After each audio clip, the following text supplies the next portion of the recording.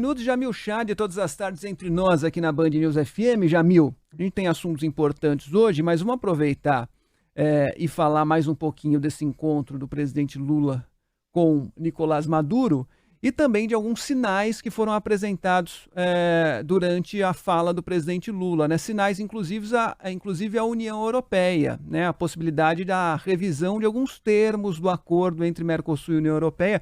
Aliás, o presidente Lula já tinha falado sobre isso na semana passada, no Dia da Indústria, no encontro que houve na Fiesp em São Paulo, falou mais ou menos a mesma coisa, e o Jamil tem mais detalhes para a gente, não é, Jamil? Boa tarde. Fábio, Adriana, boa tarde a todos. Olha, hoje foi um discurso que, na verdade, claro, em forma de conferência de imprensa, mas que acabou revelando várias estratégias, várias posições bastante importantes em relação ao governo brasileiro, em relação à sua política externa. E uma delas, Fábio, foi justamente em relação à União Europeia. Claro, o presidente estava falando da integração regional, da integração da América do Sul, da importância de ter justamente a América do Sul fortalecida, mas aí ele mandou, no meio da história, uma mensagem para os europeus. Qual foi a mensagem? A de que o acordo Mercosul-União Europeia não vai acontecer nos termos que os europeus estão propondo, pelo menos no que se refere a compras governamentais. Aí você vai falar, calma aí, compras governamentais, um aspecto tão técnico da relação? Bom, não é tão técnico assim. Vamos tentar entender. 150 bilhões de dólares, olha só, Fábio, 150 bilhões de dólares é o que existe hoje no Brasil em termos de licitações públicas. Licitação pública é desde construção de estrada, mas também a compra de lápis e caderno numa escola pública, ou seja, é algo extremamente amplo e, ao mesmo tempo, que tem um valor muito grande. Qual é o ponto principal do acordo Mercosul-União Europeia nessa questão? O Brasil abre a possibilidade para que empresas europeias possam concorrer de igual para igual com as empresas nacionais para ganhar essas licitações. Você poderia dizer, bom, mas ótimo, concorrência é sempre bom. Desde que a gente não crie uma dependência externa. Quando o problema é lápis, tudo bem, né, Fábio? Agora, e quando o problema é respirador, ou seringa, ou vacina, ou remédio, ou, por exemplo, qualquer outro tipo de equipamento de saúde? Aí a história muda. E aí é por isso, justamente, que o governo brasileiro está propondo uma revisão do acordo Mercosul-União Europeia, porque diz que justamente nessa parte de licitações públicas, o Brasil entregou demais. O Brasil abriu demais aos europeus sem uma contrapartida, ou seja, sem benefícios para as suas exportações. Esse foi um acordo que foi fechado em 2019, nunca entrou em vigor, porque ele de fato não foi ratificado, e hoje, na coletiva de imprensa, o presidente Lula deixa muito claro que quer rever pelo menos essa parte de compras governamentais. Insisto, Fábio, parece uma coisa técnica, mas é gigante em termos econômicos.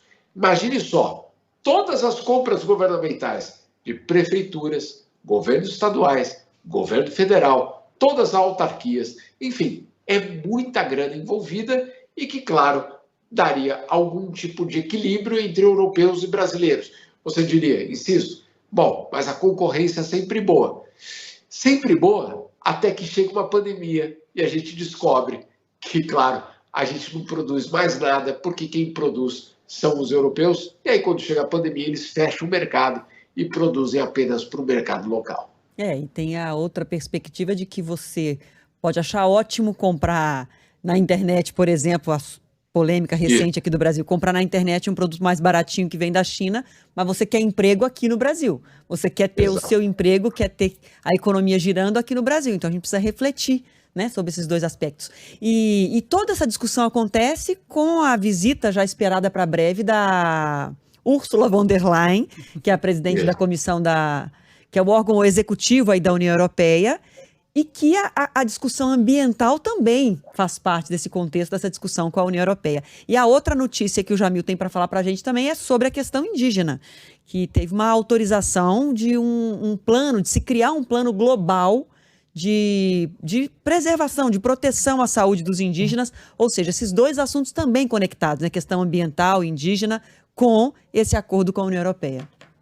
Totalmente conectado, Adriana. Vamos só por partes aqui. Quando a gente fala, a indústria nacional, a criação de empregos, sim, gostamos de comprar da China, mas nós queremos empregos para o nosso país. Isso não é uma questão de direita e esquerda. Vou te dar um exemplo.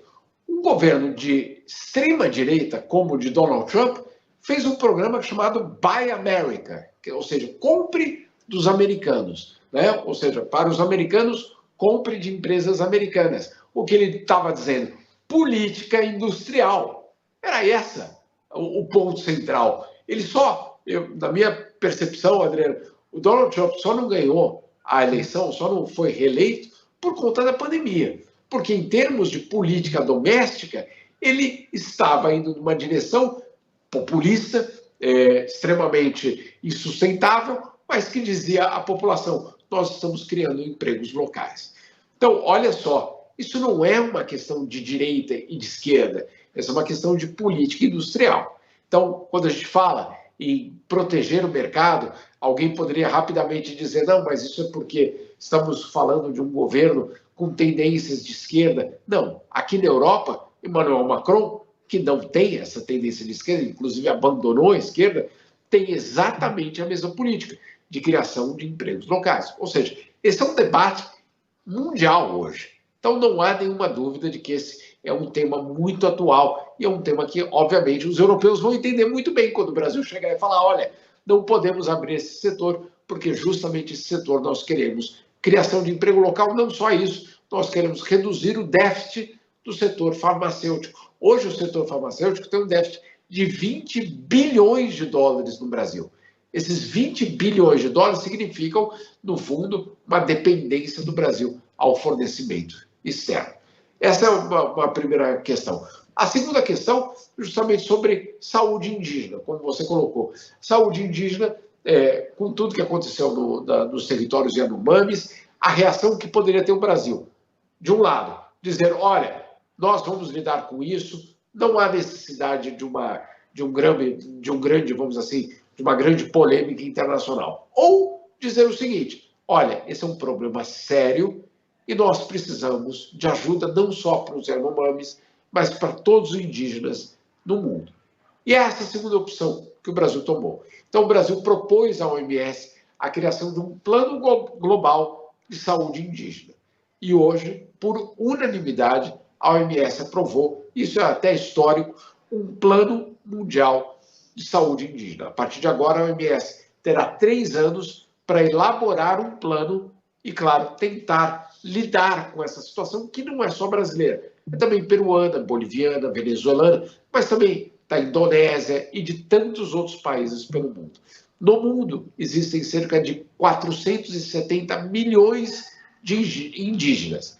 Eles vivem, em média, 20 anos a menos do que o restante da população. Ou seja, a OMS aceita, reconhece e, a partir de agora, vai colocar em andamento, basicamente, um plano de ação para garantir a saúde indígena.